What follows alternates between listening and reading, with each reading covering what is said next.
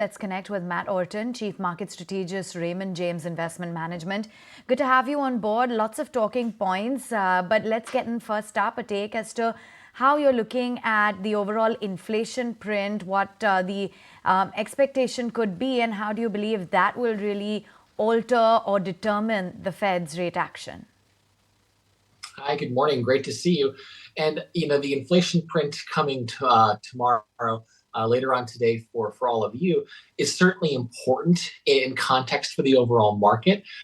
But I think what's really more important was Nvidia yesterday and the jobs reports that we're going to get next week. I think inflation is largely expected to be in line.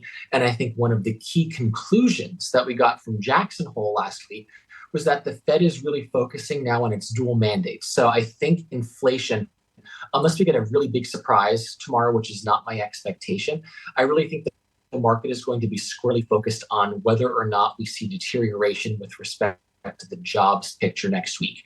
Obviously, today we got stronger than expected GDP data. It's always been my base case that this economy is heading for a soft landing, not a hard landing. So I think we're going to want to see confirmation for that. And really then the Fed can continue to ease, I think, at a gradual pace, 25 basis points per meeting.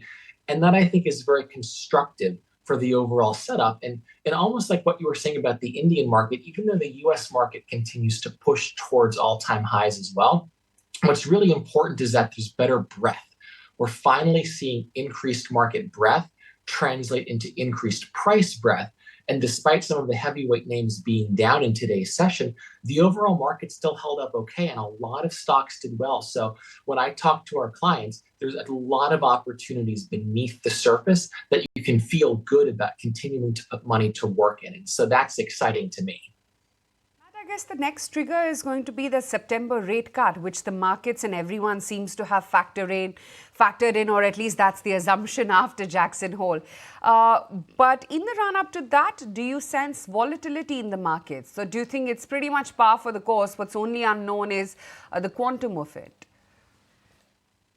I do. I think that's a really good point because, given that the economic data continues to come in fairly strongly, or I guess I should say benignly, that there's no signals that the economy is falling off a cliff, what that says to me is that the expectations that the market is expecting, 100 basis points of rate cuts through the end of this year has gotten a little ahead of itself. So I do think there's going to be some volatility heading into the September rate cut as the market tries to digest some of these numbers and maybe readjust its rate cut expectations closer to 75 basis points. So I encourage investors, if you do get that volatility, if you do start to get some downside, to use that opportunistically, because there are so many people that are still overweight cash that haven't put a lot of money to work. And so there's finally an opportunity to start to use that downside opportunistically and really set yourself up well heading into year end, because I do think there's a lot of reasons for optimism riding that earning strength heading into the end of the year. But in your newsletter, you are of the view that even though markets are running ahead of themselves, like you said, in terms of rate cut expectations, you expect that the market uptrend could continue till the end of the year. Why is that? And if I may add one more ingredient in the melting pot, you have US elections later this year. Yeah, so there's certainly a lot of catalysts. There's a lot of, I'll say, event risk that's still baked into the market. But to me, I think the market is underappreciating just the general resiliency of the overall economy. And I think the strength in earnings has also been slightly overlooked by the market. We've seen a lot of earnings breadth growth, and I think you're finally starting to see that translate to better price breadth.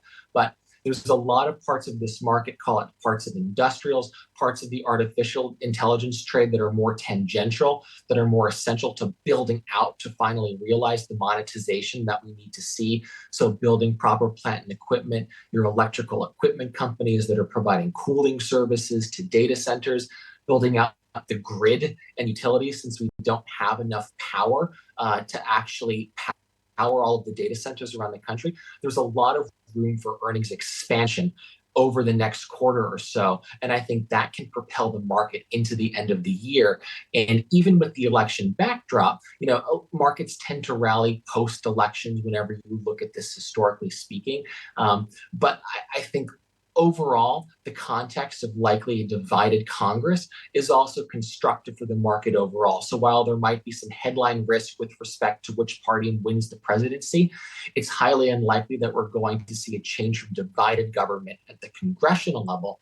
And that's where legislation is passed. That's where a lot of potential changes that investors might be worried about are actually going to transpire. So as long as you have divided government, I think that keeps the status quo in place, which is largely supportive for markets. So when you combine earnings and rate cuts finally starting to take place, I think that's largely supportive of a good market backdrop heading into the end of the year.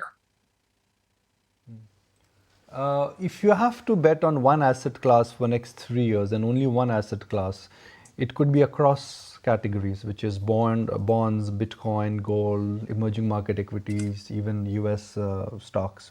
Which is that one asset class you would go long on? I would be most optimistic on emerging market equities. I'll say emerging market equities ex-China. There's a ton of momentum that emerging market equities can gain. A weakening US dollar on the lower rate backdrop is supportive of EM equities. You've got increasing weights to India. You have dynamism with respect to the AI trade, and it's very, very underowned across investor portfolios. So I think there's a lot of reasons that EM can finally start to outperform when you strip China out of it. Matt, good chatting with you. Thank you so much for giving us an overall view of all that's happening across the globe. If you like this video, then like, share and subscribe to ET Now.